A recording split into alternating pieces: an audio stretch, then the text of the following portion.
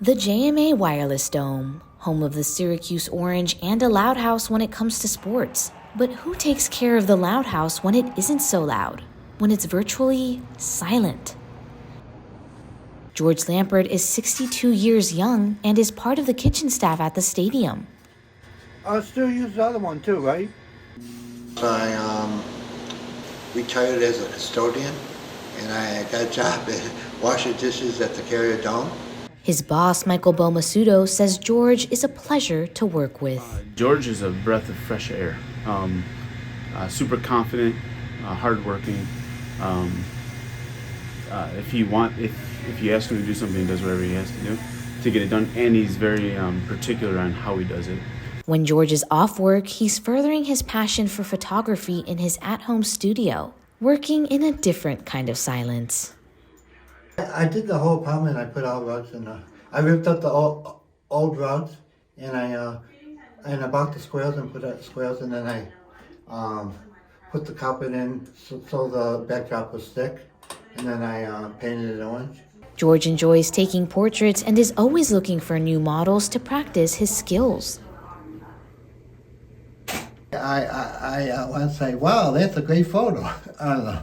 It was so cold, it was 4 degrees. George also really likes to travel to world-renowned locations to get the most authentic shots possible.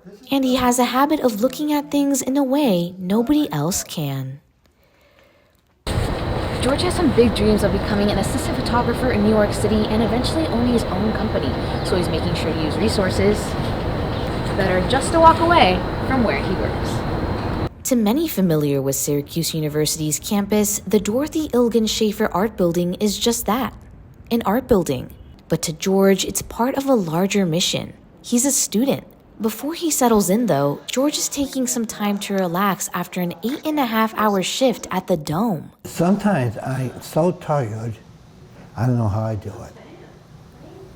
Sometimes I do half the stuff in sleep. George is exhausted, but he's smiling because of all he's accomplished and what is still to come.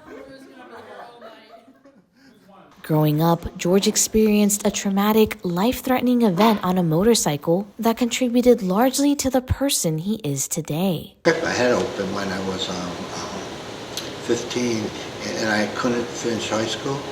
But now, George is finally getting his bachelor's degree after years of hard work. His photography professor, Yasser Agur, has seen George's talent firsthand.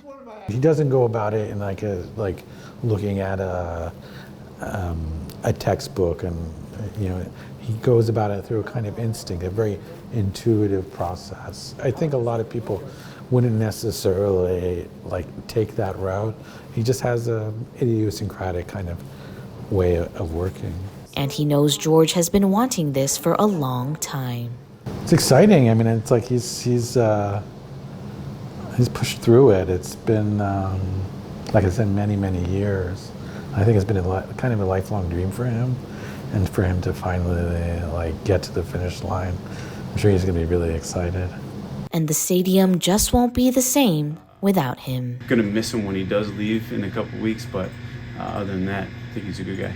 In Syracuse, Isabel Flores, NCC News.